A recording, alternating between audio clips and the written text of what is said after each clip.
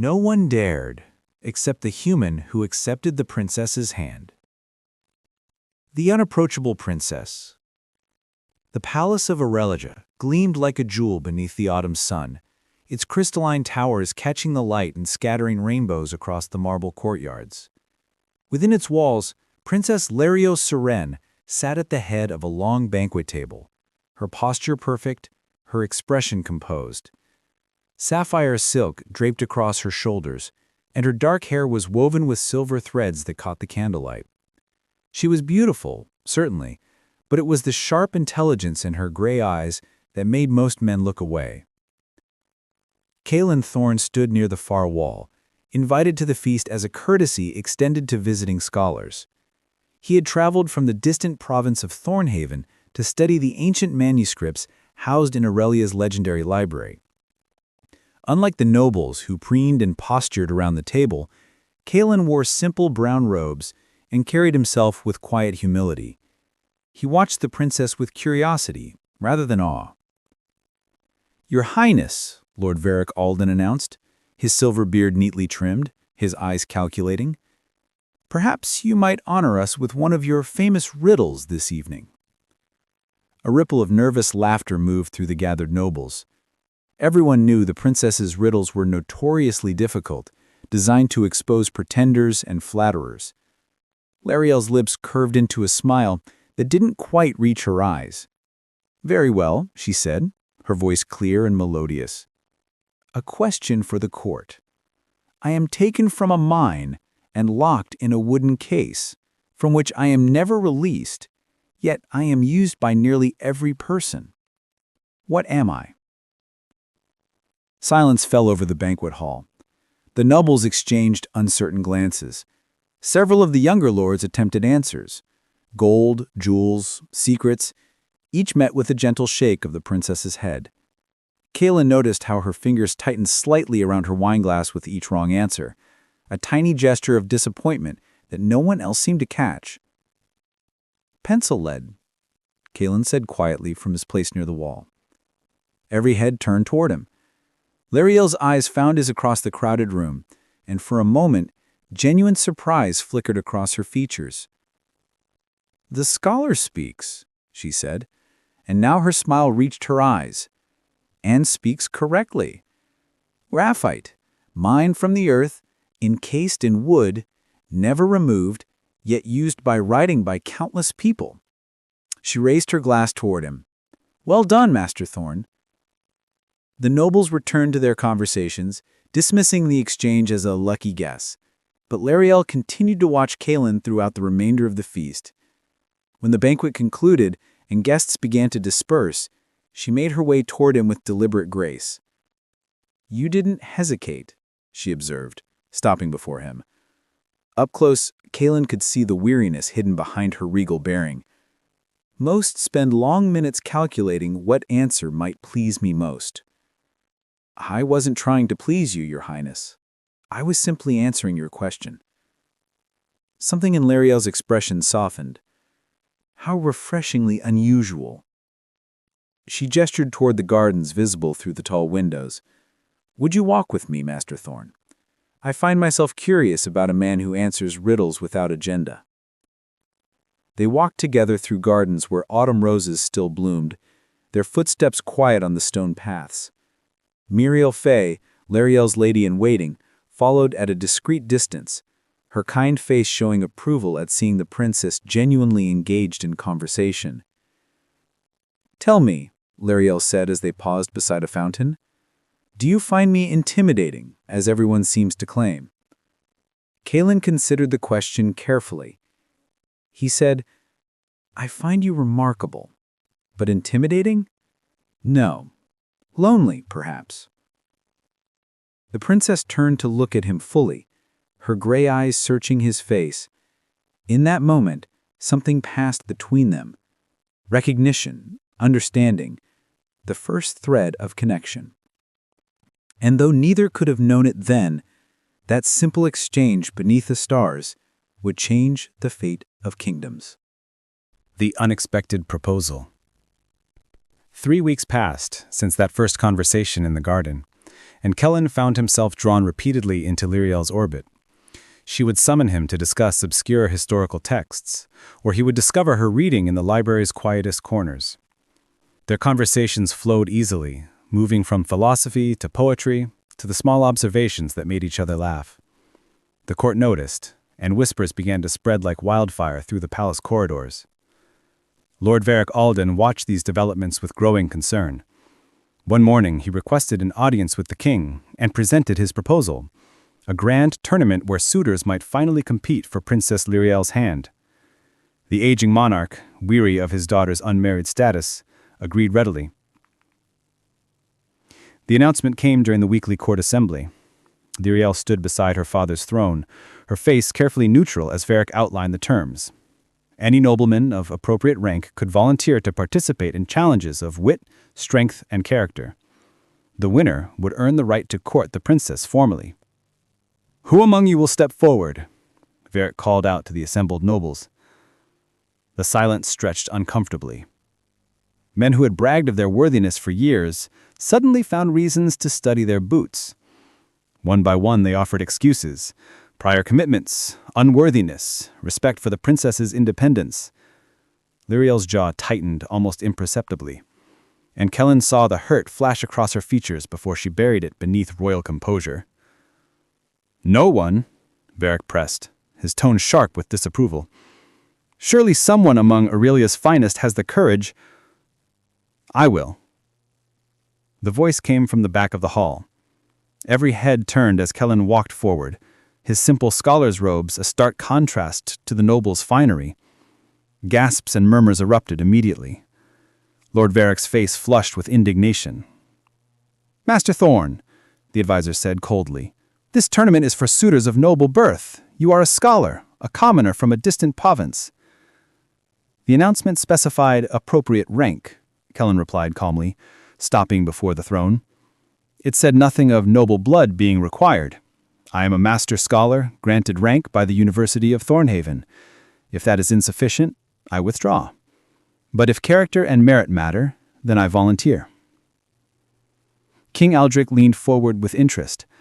Lyriel stood frozen, her eyes locked on Kellen's face. Muriel Fay, standing among the other attendants, pressed a hand to her mouth to hide a delighted smile. "This is highly irregular," Varric protested. "Perhaps," Kellen said, turning now to address Lyriel directly. "But I find this entire proceeding irregular. Your Highness, you are not a prize to be won through tournaments or competitions.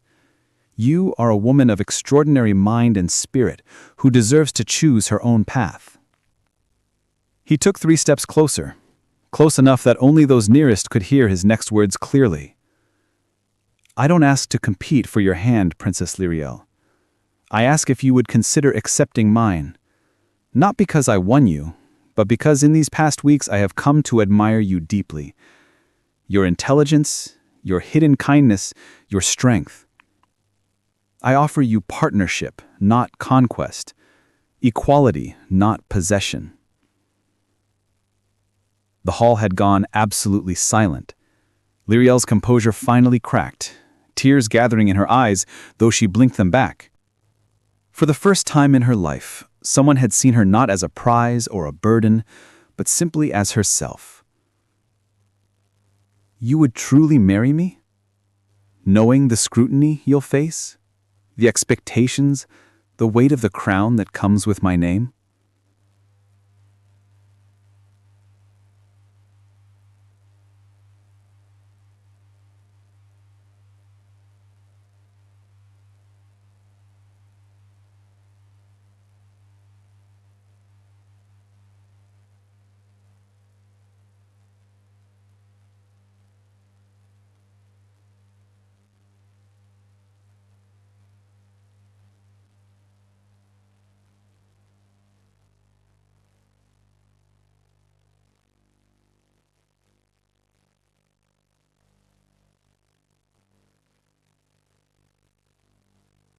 Learning each other's hearts.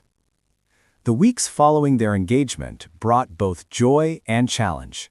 Official duties required Lyriel to maintain propriety, but she and Kalen found stolen moments throughout each day. The palace library became their sanctuary, where they could speak freely among ancient manuscripts and dusty shelves. Kaelin would read to her in languages she didn't know, and she would explain the complex politics he was now expected to navigate. One afternoon, Muriel Fay helped Luriel slip away from a tedious fitting with the royal seamstresses. She found Kaelin in the East Garden, sketching the autumn flowers in his journal. He looked up as she approached, his face brightening immediately. "Escaped, did you?" he asked with a knowing smile. "With Muriel's expert assistance," Luriel admitted, settling onto the bench beside him. She wore a simple day dress instead of formal robes, her hair loosely braided. "I have 20 minutes before they notice I'm gone." They had developed an easy comfort with each other, but something in the air felt different today. Luriel seemed pensive, her usual confidence dimmed. "What troubles you?" Kaelin asked, setting his journal aside. She was quiet for a long moment, watching the fountain's water cascade into the basin. "Do you ever wonder if you've made a mistake, binding yourself to someone like me?" "Never," he said firmly. "You don't understand what you've truly accepted," she continued, her voice dropping. "The crown is a weight that never lifts, Kaelin. Every decision affects thousands, every misstep is magnified, every smile must be calculated. I'm not sure I even know who I am beneath all the expectations anymore." Kaelin took her hand, threading his fingers through hers. "Then, let me tell you what I see.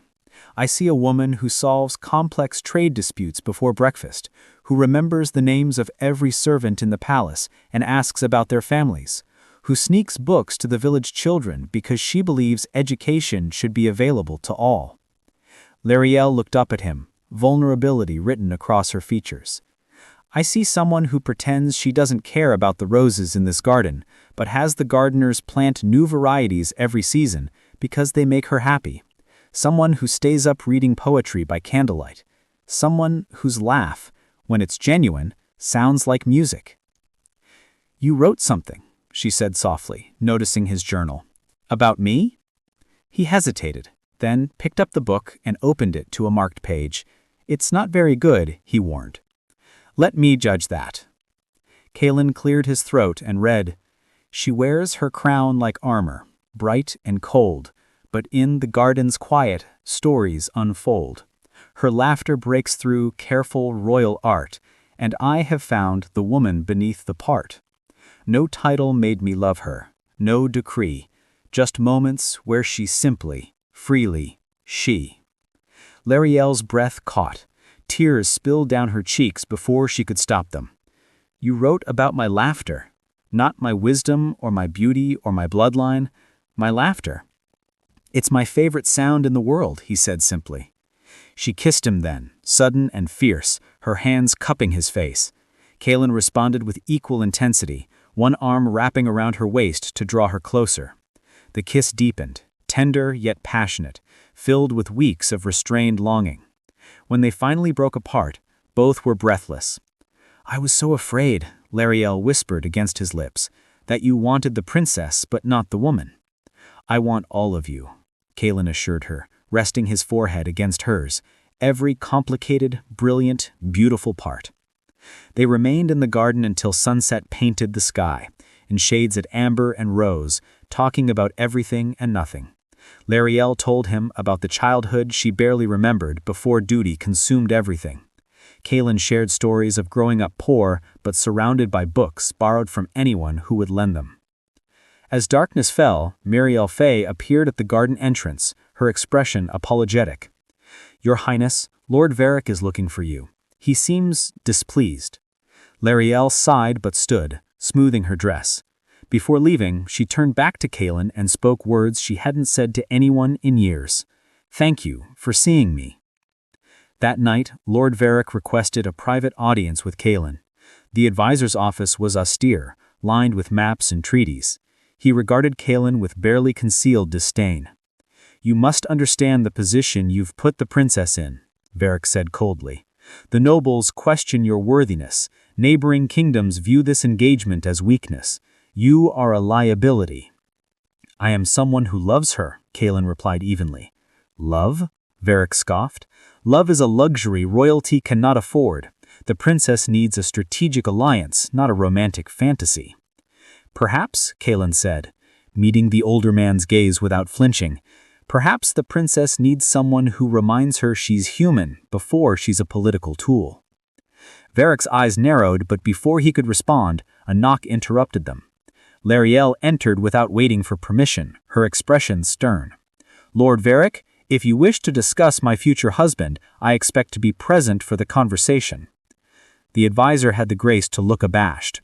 "Your Highness, I merely sought to ensure Master Thorn understands the gravity—" "Yes, he understands perfectly," Lariel interrupted, "as do I. This audience is concluded." After Varric departed, Lariel and Kaelin stood alone in the dim office. She reached for his hand and squeezed it gently. "We face this together," she said firmly, "whatever comes."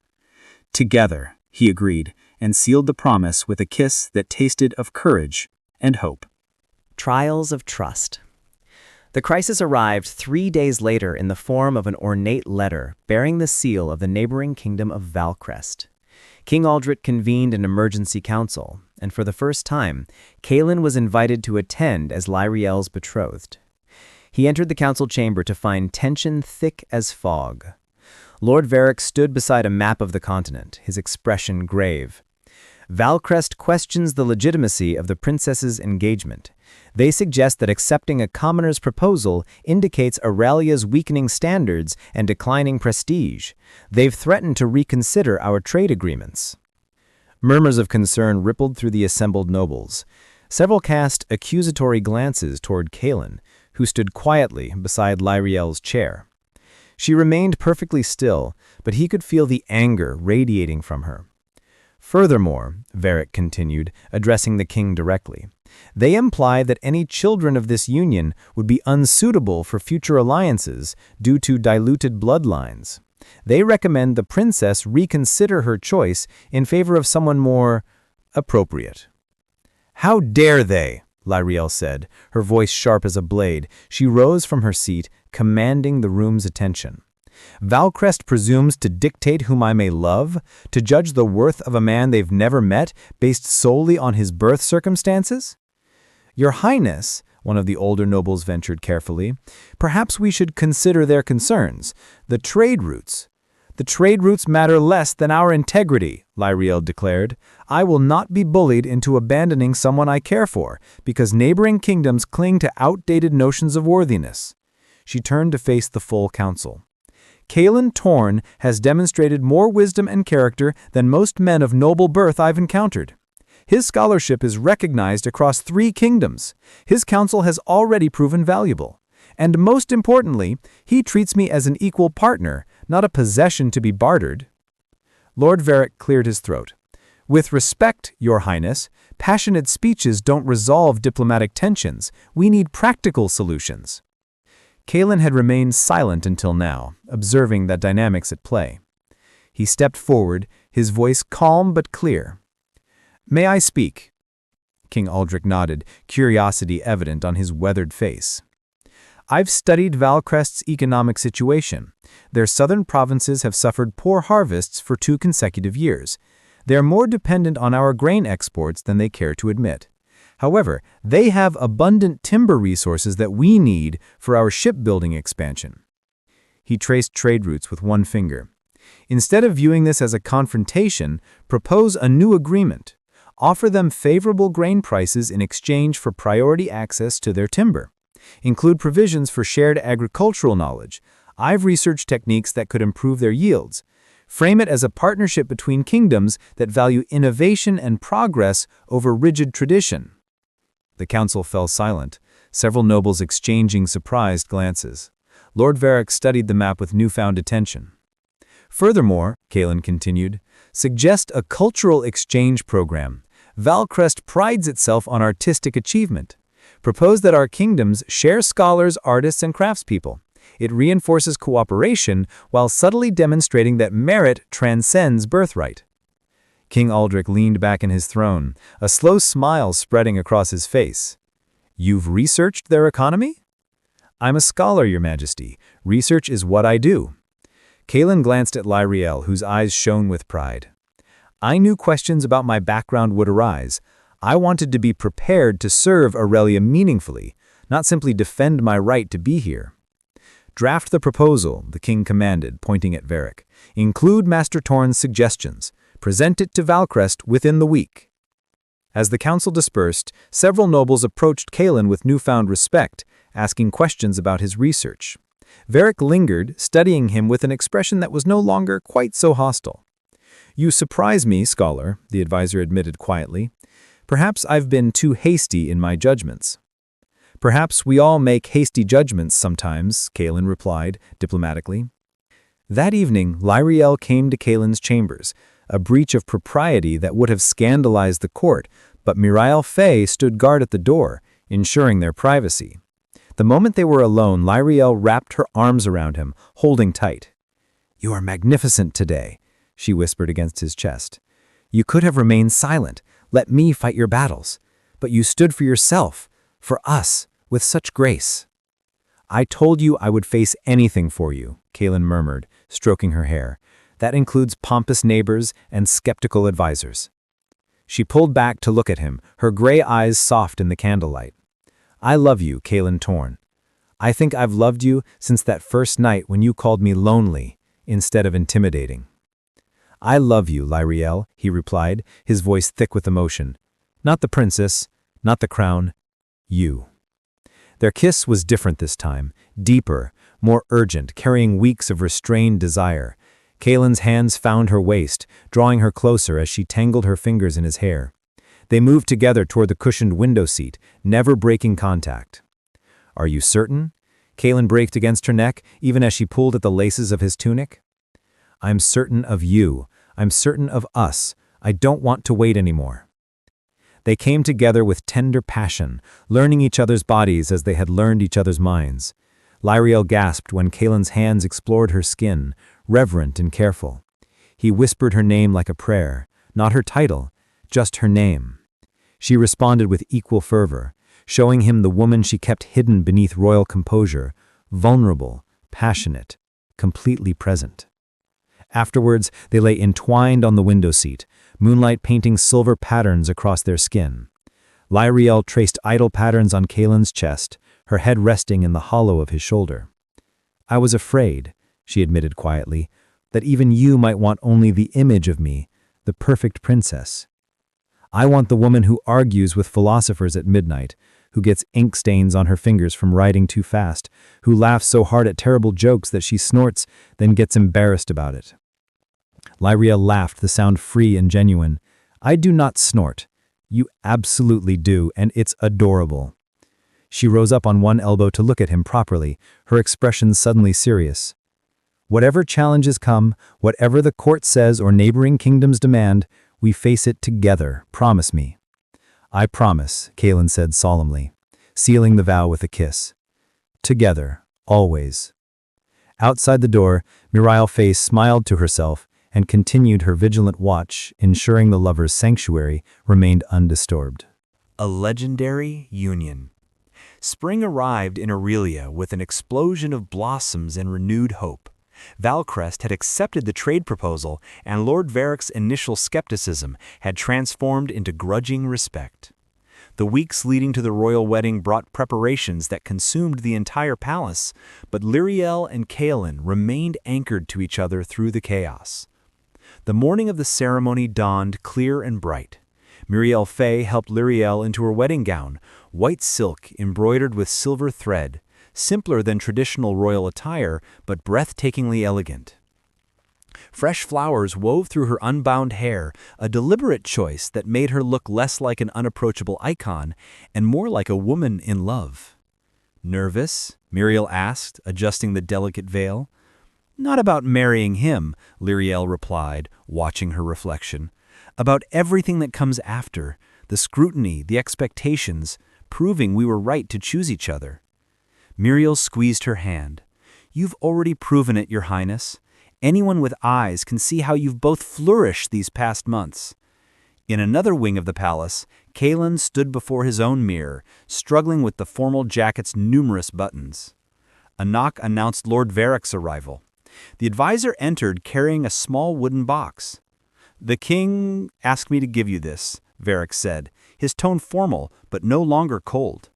He opened the box to reveal a signet ring bearing Aurelia's crest. "It belonged to the queen's father. His Majesty wants you to have it." Kaelin stared at the ring, understanding the significance. "Lord Varric, I know we started poorly." "You've proven yourself, Master Thorm. More importantly, you've made the princess happier than I've seen her in years. That matters more than I initially believed." He paused, then added quietly, "My own judgment was clouded by tradition. You've taught an old man that wisdom can come from unexpected places." The ceremony took place in the palace gardens, rather than a great cathedral. Another choice that raised eyebrows, but perfectly suited the couple. Rows of guests filled the space, nobles, scholars, common folk invited by royal decree. Everyone wanted to witness the wedding that had captivated the kingdom. King Aldric stood at the altar, prepared to officiate. Music swelled as Kaelin took his place, his simple elegance a stark contrast to the elaborate setting. Then Lyriel appeared, walking unescorted down the aisle as she had insisted, making her own choice, taking her own steps toward the future she wanted. Kaelin's breath caught at the sight of her, not because she looked like a princess, but because she looked radiant, joyful, free. Their eyes met, and the rest of the world seemed to fade away. When she reached him, Lyriel took both his hands in hers. They had written their own vows, another break from tradition that had scandalized the court. "Kaelin," Lyriel began, her voice carrying clearly through the garden, "you saw me when I felt invisible. You valued my mind when others feared it. You offered me partnership when everyone else offered only pretty words and empty promises. I vow to be your equal in all things, to face every challenge beside you, and to love you not despite our differences, but because of them." Kaelin's voice was thick with emotion as he responded, "Lyriel, you taught me that courage isn't the absence of fear, but acting despite it. Loving you is the bravest thing I've ever done and the easiest. I vowed to see you always, not just the princess, but the woman. To support your strength and shelter your vulnerability. To build a life where we choose each other every day, not from duty, but from joy." King Aldric smiled as he pronounced them married. The kiss they shared was tender but passionate, and the crowd erupted in applause. Even the most skeptical nobles found themselves moved by the genuine devotion evident between the couple. The reception transformed the palace into a celebration unlike any in recent memory. Musicians played, guests danced, and Lyriel and Kaelin moved through the festivities hand in hand. During their first dance as husband and wife, Kaelin pulled her close and whispered, "Have I told you today that you're extraordinary?" "Not in the last hour, I was starting to worry." "Then let me remedy that immediately," he murmured, and proceeded to list all the ways he found her remarkable until she laughed so hard she had to hide her face against his shoulder. As evening deepened, they stole away to a quiet balcony overlooking the illuminated gardens. Below, the celebration continued, but here they found a moment of peace. "Do you ever regret it?" Lyriel asked softly. "Your old life was so much simpler." "My old life was half-lived," Kaelin replied, wrapping his arms around her from behind. "You've shown me what it means to truly exist, not just survive. To be seen completely and loved anyway." She turned in his embrace, rising on her toes to kiss him. "Your courage to accept my hand when no one else dared, it changed everything. Not just for us, but for this entire kingdom." "We changed it together," he corrected. "That's the point of partnership." In the months and years that followed, their marriage became exactly what they had hoped, a true union of equals.